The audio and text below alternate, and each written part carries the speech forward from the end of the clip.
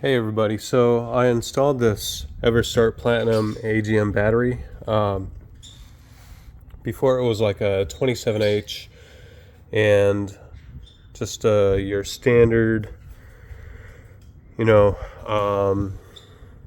lead battery, and I wanted something that was going to last a little longer and give the truck a better starting performance. So I found this. I had a measuring tape at the store. I measured the battery itself, and then I also looked at the prongs on what side they're on. So for an example, you had the positive on the left and the negative on the right if you're looking at the front of the truck like this, and so needed that to match. And so I found the AGM H7. This thing has 850 cold cranking amps.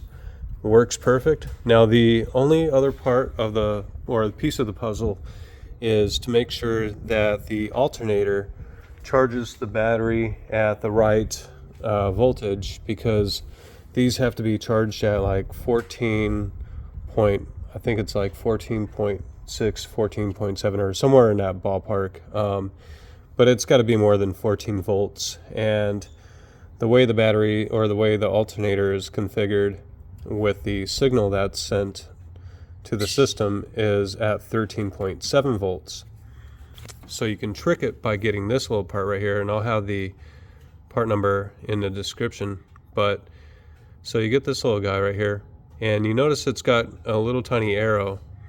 That arrow actually faces towards the front of the truck on a 2021 Toyota Tundra and down. So I think it's 2014 to 2021, and I have a 2020 Toyota Tundra. Now I know they've messed with just a few settings, on different Tundras, on some of the stuff that they have, but overall it's pretty close to the same. Looking at the battery here, or the cover I should say, not battery, you're looking for the Alt-S, and you'll see where it says 5A for 5 amps. So it's just a little 5 amp fuse, and Alt-S. And what I did is I got the fuse puller, I pulled it, sorry for the extra wires, I need to move that, but you'll notice there's a 20, a 10, and then that's where the 5 was. And so what I'm going to do is I am going to put this in that place, and like I said, make sure that the arrow is facing towards the front of the truck. I've already shaved it off just a tiny bit to fit in there nice. So if it's nice and snug, there's like this little piece of plastic that's built into it, I guess to prevent it from going in backwards on like the Chevys and stuff. But anyways, so you put it there. Now I'm going to show you what the truck does with just the regular fuse in place. Okay, so I'm going to put that in there, and then so give me a second, I'm going to pause here.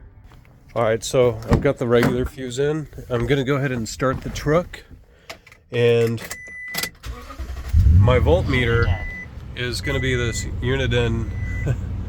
So you notice how it says 13.7, 13.8 right there, right? Now I'm going to go ahead and pause. Okay, so I'm back to the front of the truck. I'm going to go ahead and put my fuse in, and it gives the truck a different signal. Now I'm going to go ahead and start again. And this time I'll just do it live so you can see. Now, look at that, 14.0.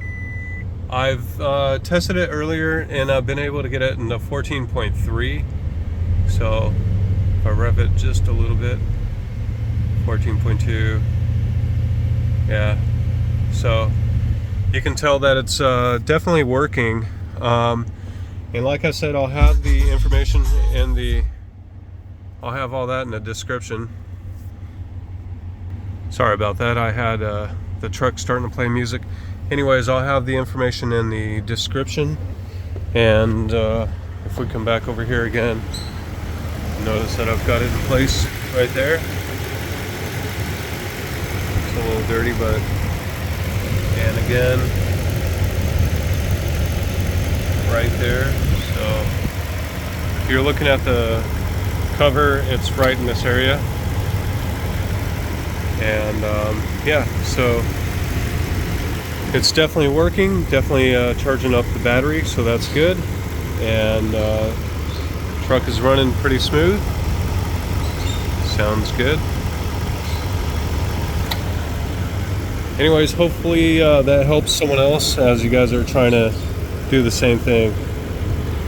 All right, you guys have a good one.